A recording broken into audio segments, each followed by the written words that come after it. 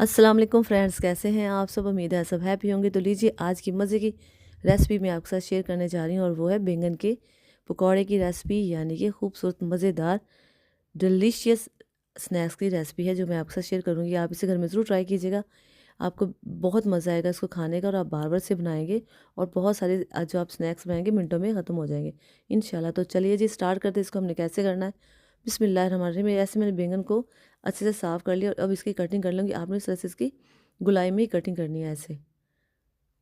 बहुत ना तो आपने इसको बारीक कर लेना, ना ही बहुत ही आपने इसको चौड़ाई में इसको ज़्यादा मोटे में काटना। आपने इतने ही साइज़ में इसकी कटिंग कर लें। और देखें बैंगन कितना खूबसूरत फ्रेश अंदर से निकला है। इसके बीज अभी अंदर से पके नहीं और ना ही देखें ये ब्लैक है बिल्कुल। इसके बीज बिल्कुल कच्चे इसके बीज अंदर से हैं और बहुत ही सॉफ्ट ये हमारा बैंगन है। इस तरह से आप बैंगन की कटिंग कर लें। तो लीजिए हमारे बैंगन की कटिंग होगी। एक ही साइज़ की मैंने कटिंग कर दी है। एक बॉल में अब इसे ऐड करने लगी हूँ। इसे सीधे इस तरह से रखें ताकि इस पे जो हमने काम करना वो सही सब पे हो जाए। सबको आपने इसे सीधा ही आपने इस तरह से रखना है। अब आप इसके ऊपर थोड़ा-सा पानी का छिड़काव कर दें। थोड़ा-सा पानी इसके ऊपर लगा दें ताकि ये ब्लैक ना हो। बहुत ज़्यादा पानी लगाने से गुरेज़ करें ताकि वो बिल्कुल गल ना जाए। इस तरह से एक मैंने प्लेट में 1 कटोरी इस तरह से ली है बेसन की। छोटे वाली कटोरी इसमें मैंने वो ले ली बेसन की। अब इसमें मैं 1 टेबलस्पून 1 टेबलस्पून पिसा हुआ सूखा धनिया, 1 टीस्पून इसमें मैंने मिर्च ऐड की है और 1 टीस्पून इसमें मैंने हल्दी ऐड की है और 1 टीस्पून इसमें मैंने नमक ऐड कर दिया है और हाफ़ टी स्पून इसमें मैंने काली मिर्च को ऐड कर दिया। अब आप इसको अच्छे से मिक्स कर लें।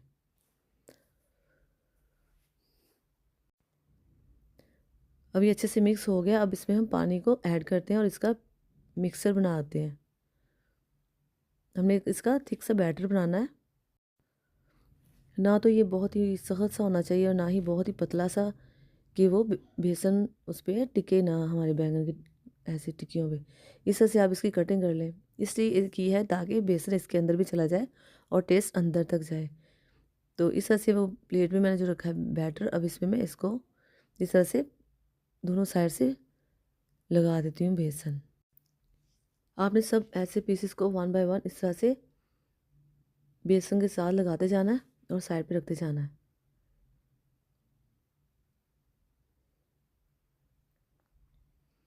और इनको बेसन के अंदर ही आपने रहने देना है। अब चूल्हे पे मैंने ऐसे मीडियम फ्लेम पे मैंने ऐसे ऑयल को मैंने गर्म कर लिया है। अब 1 बाय 1 इसमें मैं बैंगन के कटलेस पीसेस ऐड कर रही हूँ। इस तरह से आप इसको 1 बाय 1 सारे इसमें पीसेस डालते जाएं बैंगन के।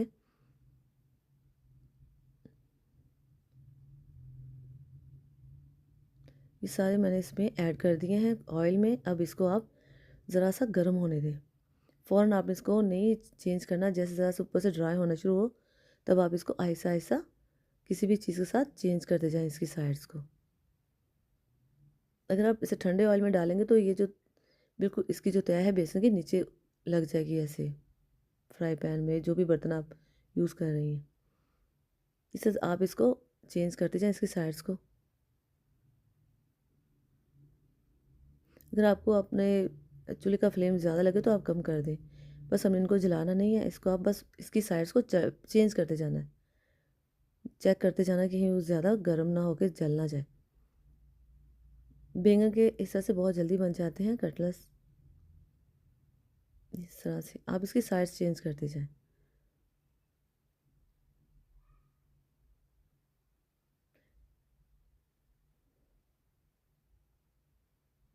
ये बहुत ही मज़े के, बहुत ही डिलीशियस होते हैं। आप इसे ज़रूर ट्राई कीजिएगा, बहुत मज़ेदार बनते हैं।